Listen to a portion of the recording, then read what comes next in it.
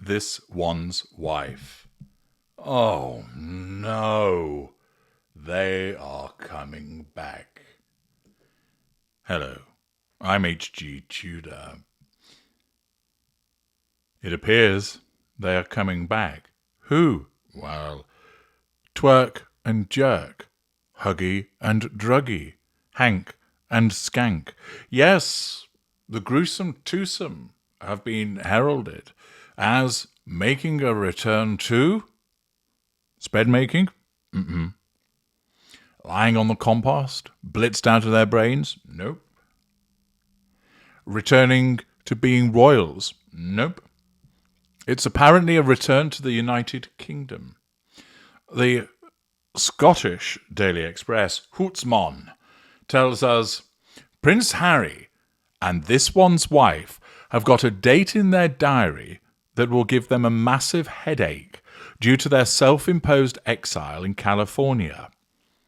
The Invictus Games in Birmingham.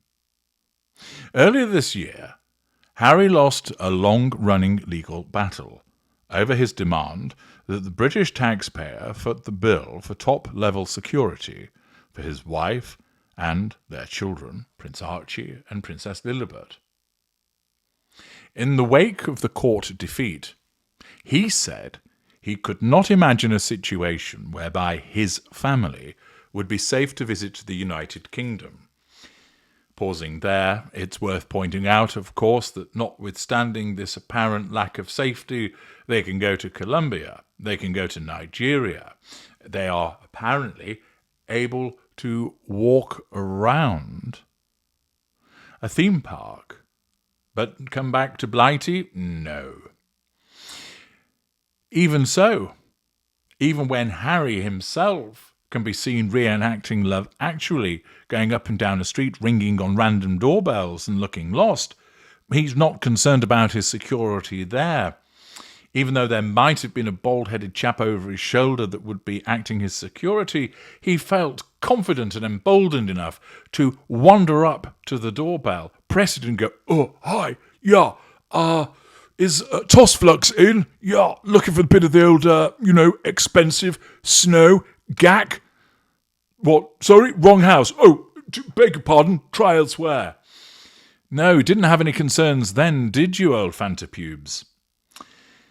Nevertheless, this one's wife accompanied her husband to all the recent Invictus Games, and the biannual sporting competition for injured service personnel is a key part of the Sussex brand. Now, we all know why this one's wife turned up at Vancouver and Whistler.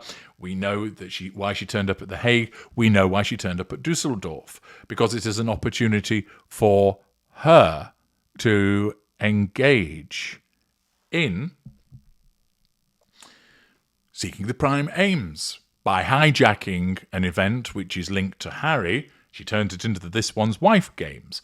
And it's an opportunity for her to utilise a platform, for her to assert control over a global audience, receive fuel from them and the audience that is at the games, to manage her facade as supposedly being a kind person, and therefore it makes absolute sense for the parasitic narcissist, lacking boundary recognition, to come and take something that belongs to somebody else.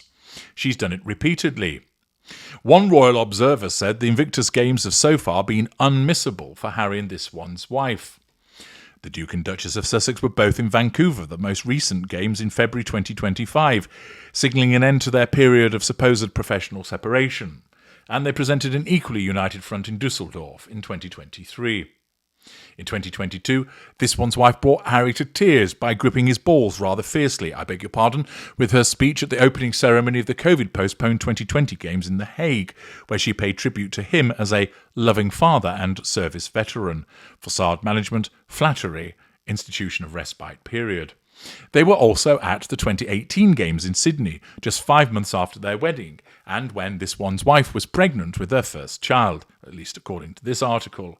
And in 2017, the couple appeared in public together for the first time at the Toronto Invictus Games, where they were pictured hand in hand at a wheelchair tennis event. Thus, this one's wife and Harry have always appeared at the Games together, naturally an occasion that this one's wife's narcissism will not let pass. But what of the future? Well, the Birmingham Games will run from July the 10th to the 17th, 2027.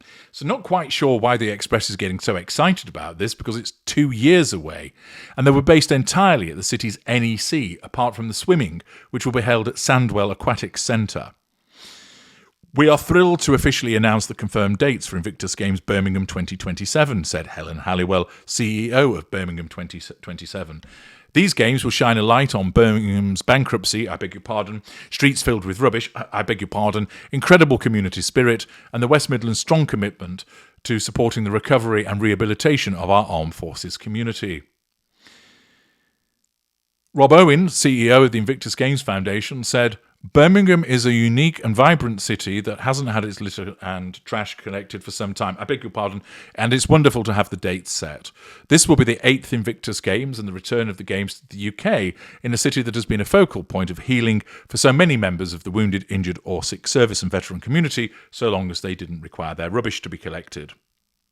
It will be the first UK Invictus since the inaugural Games in London in 2014, with the next event going to Orlando in 2016, where Harry assembled a star-studded lineup of special guests, including then First Lady Michelle Obama and Hollywood actor Morgan Freeman. Thus, the actual dates of the event have now been confirmed, and naturally, for at least this newspaper, the speculation is they're going to be coming back, because they've never missed Invictus before. Well, a lot can happen in the next 2 years, and as it stands, this one's wife may well make an exception for attendance, because even though attendance at the Games provides us with an opportunity to gain the residual benefit of facade management and drinking the delicious fuel and assert control, the fact is she stands a greater risk as a consequence of her behaviour towards UK citizens, and most notably our Queen, that has meant that she is not only unpopular, but she's actively disliked. And, furthermore, Harry hasn't done himself any favours either. You'll recall a couple of years ago, they attended the service of booing that took place, and there remains a likelihood that people would, if they were both to turn up, greet them in a similar fashion, particularly this one's wife.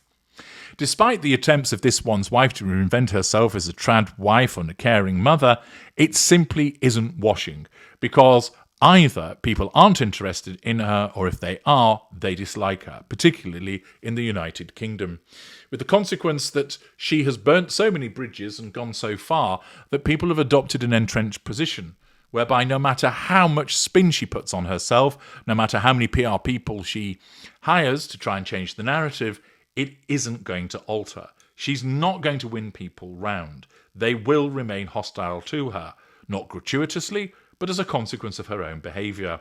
And therefore, it will be interesting to see whether she will actually attend.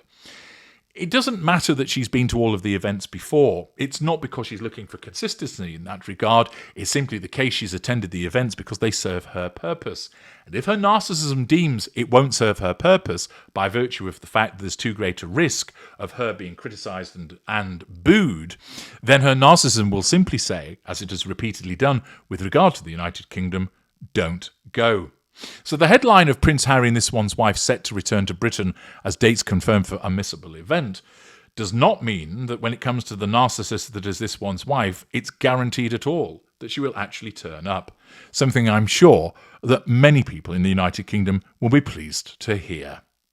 What do you think, valuable viewers? Even though it's 2 years away and much can happen in relation to the gruesome twosome, in terms of their own relationship and the way that they deal with the public, do you think this one's wife will show the brass neck and turn up, or do you think she'll remain the cowardly middle range type A narcissist and stay away? Let me know your thoughts in the comments section. I'm HG Tudor. Thank you for listening.